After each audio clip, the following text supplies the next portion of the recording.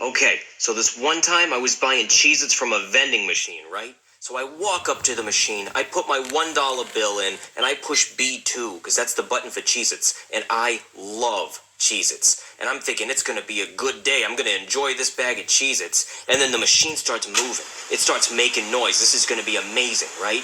And then the machine, it's pushing those Cheez-Its toward me, and I'm like, yes, come to Papa. Come to Papa. And right as it's about to drop, it gets stuck. Wait, it gets stuck? It gets stuck.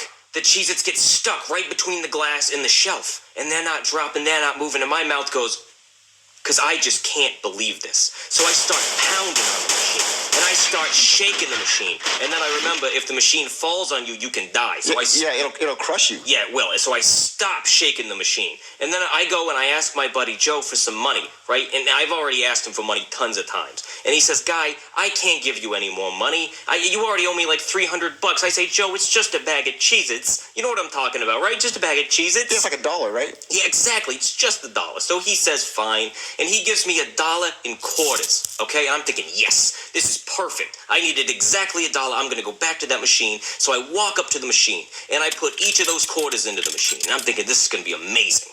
And then, much to my surprise, the coins just drop and they fall right into the change return slot. I'm thinking, what's going on? And then I notice the machine is broken. It doesn't even have an out of order sign on it. The change is just dropping right down. It's not even accepting coins. No, it's just accepting bills. That's right. So I don't have any more bills, and I can't ask Joe for any more money. It's not going to work. So I'm ready to give up, right? Now I'm just walking away. And then all of a sudden, I see behind me, this kid comes up to the machine, and then he puts his dollar in, and he gets 2 bags of Cheez-Its. What, he hit B2? He hit B2, and he gets 2 bags of Cheez-Its. His bag of Cheez-Its and my bag of Cheez-Its that I paid for. Well, what'd the kid do? I walk back over to the kid, right? And I say, hey, kid, that's my bag of Cheez-Its. And he says, no, it's not. I paid for this. And I said, I don't think you understand. You see, you paid for your bag of Cheez-Its, and you got my bag of Cheez-Its free because I already put my money in, and it didn't give it to me.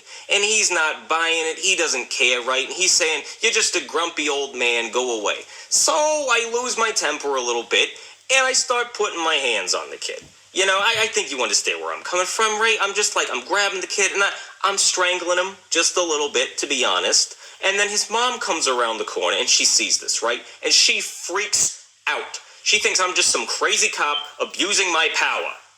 So then I have to explain to this woman, listen, you stupid punk kid stole my bag of Cheez-Its. Well, it's not his. They were yours. Exactly. And I'm trying to tell her that, but she's not buying it. She's just thinking I'm crazy, and she's not listening to anything I'm saying, right? So she decides to call my boss. Well, your boss? My boss. And so she's talking, she's like, one of your officers here is harassing my son and trying to steal Cheez-Its from him. And so I snatch the phone away from her, and I say, Chief, you know me. You know how much I love my Cheez-Its. Please tell this crazy bitch and her kid that I'm just trying to get my Cheez-Its. And he says, Guy, just leave it alone. Guy, just forget it. And I say, no. I say, no, Chief, I can't forget it. It's not even about the goddamn Cheez-Its anymore. It's about the principle of the matter. It's about the fact that this kid owes me something and he's not giving it to me. And he says, Guy, just leave right now or you're fired. So I hang up on him.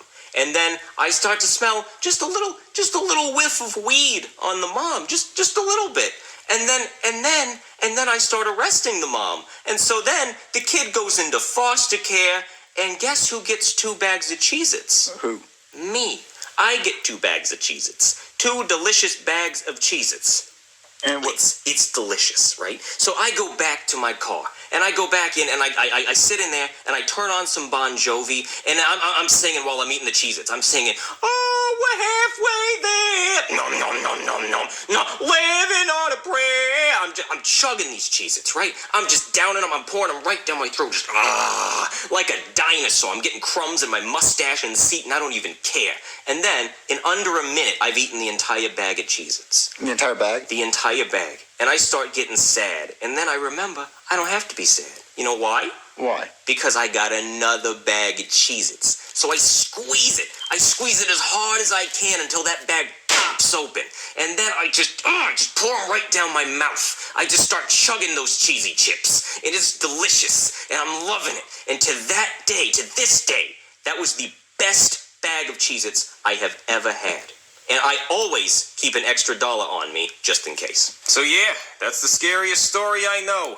And I know what you're thinking. I mean, how is a story about Cheez-Its scary? But, you know, you never know what life's gonna give you. One minute you get no bags of Cheez-Its, next minute you get 2 bags of Cheez-Its, you're in foster care, and your mom's in jail. You just never know. And you never want to get between a cop and his Cheez-Its. You know what I mean?